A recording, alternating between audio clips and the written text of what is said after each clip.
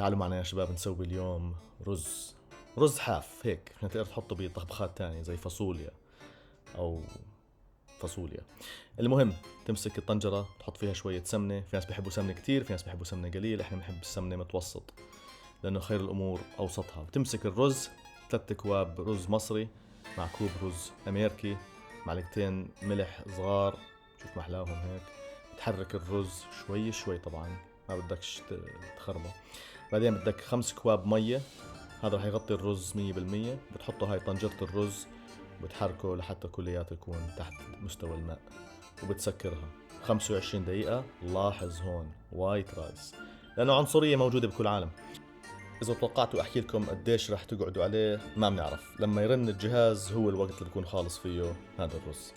شوف ما أحلى يا زلمة، والله بشهي صار عبالي هلا جا عبالي أكله لحاله. بس خلينا نحط لنا شغلة تانية، صحتين يا شباب.